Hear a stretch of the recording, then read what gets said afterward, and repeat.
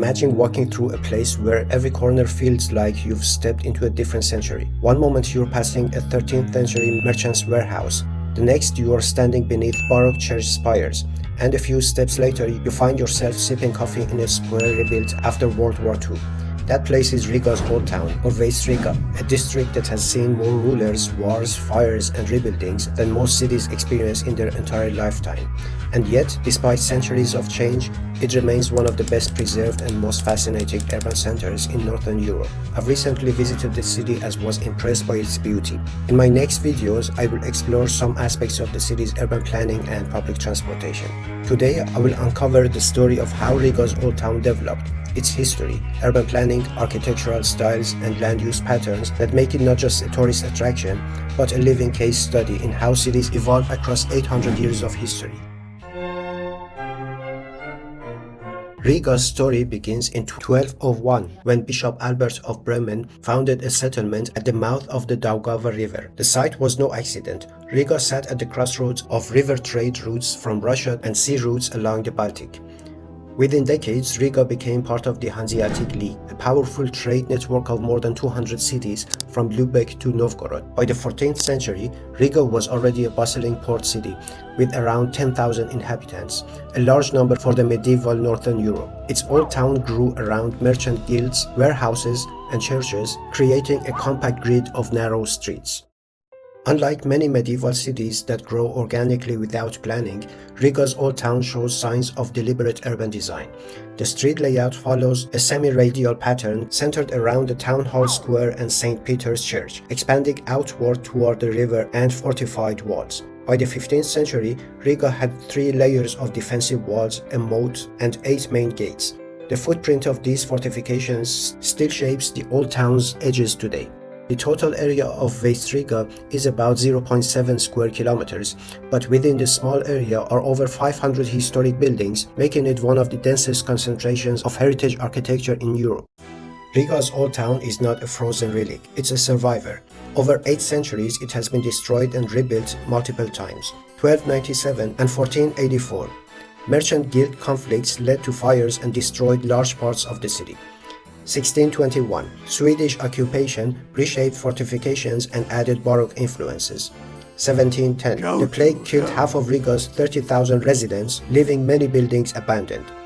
1812. To stop Napoleon's army, Russian authorities burned Riga's suburbs, though the old town was spared. And finally, World War II. Bombing and fires destroyed about 40% of the old town's buildings, including the town hall and many medieval homes. And yet Riga rebuilt, each time layering new styles on top of old, creating a palimpsest of urban design. Walking through Riga's Old Town is like flipping through an architectural encyclopedia. Medieval Gothic, 13th to 15th centuries, including St. Peter's Church with its towering spire, originally 136 meters before collapsing in World War II, now 123 meters, as well as Riga Cathedral, the largest medieval church in the Baltic states, founded in 1211.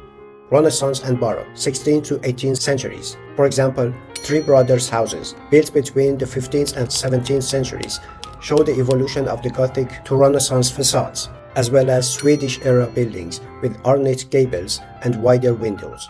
19th century eclecticism and historicism. For example, the House of Blackheads, originally built in 1334, rebuilt in Baroque style, destroyed in 1941 and reconstructed in 1999. Soviet reconstruction. After World War II, large parts of the old town were reconstructed under Soviet urban planners, who carefully restored medieval street patterns while inserting socialist-era uses like offices and apartments.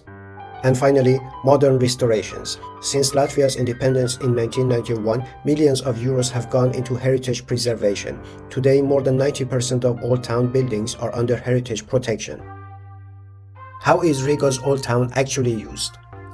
Religious buildings, over 10 historic churches, many dating back to the 13th century. Civic and guild halls, the Great Guild and Small Guild, once for German merchants, now used for concerts and events. Residential use. Historically, most of the old town was housing. Today, only about 20% of the buildings are primarily residential, with many converted into offices, cafes, and hotels. Commercial and tourism use. Around 40% of old town buildings now serve tourism, restaurants, souvenir shops, and hotels. Cultural institutions. The Museum of Occupation, Riga Bourse Art Museum, and National History Museum all sit within the old town. This shift from residential to tourism-driven land use reflects a broader trend. The old town is more a historic showcase than a living neighborhood.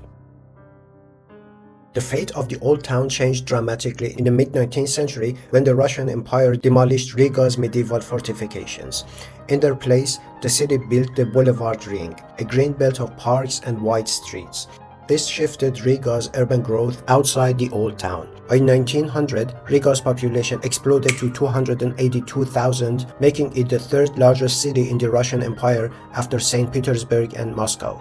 Entire new districts like centres, famous for Art Nouveau, were developed. The old town, once the center of the daily life, became more symbolic and historic, while commerce and housing spread outward. During the Soviet occupation between 1944 and 1991, Riga's old town faced both destruction and preservation. On one hand, religious buildings like St. James Cathedral were closed or repurposed. On the other, Soviet state invested in restoring medieval streets and facades to showcase Riga as a museum city.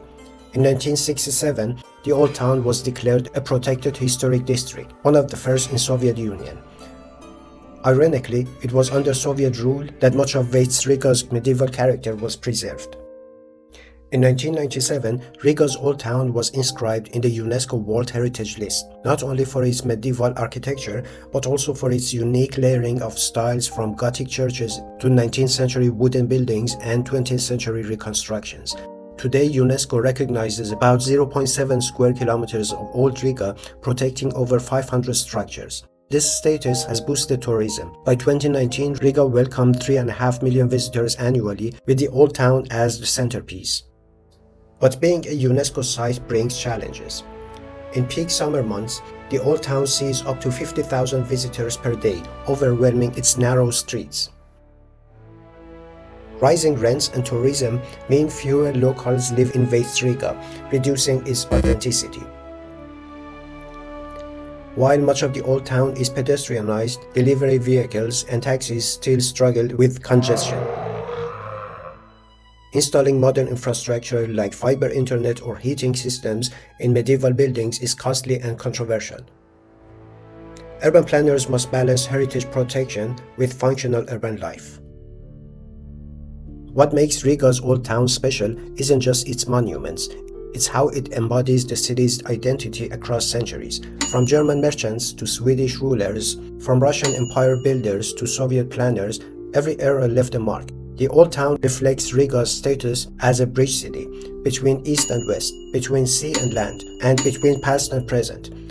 Its compact design, layered architecture, and living history makes it not just a museum, but a manual for understanding how cities survive change. If you stand today in Town Hall Square, you'll see the reconstructed House of Blackheads, the Roland statue, and a panorama of churches. What you won't see are the fires, wars, plagues, and demolitions that once wiped the place nearly off the map. Riga's old town is proof that cities are never static. They are born, destroyed, rebuilt, and reinvented. And in that constant cycle, they tell us not just about architecture, but about resilience. So next time you walk through Riga's cobblestone streets, remember you're not just seeing old buildings, you're walking through 800 years of urban history compressed into less than a square kilometer, a story of survival written in stone, brick, and human imagination.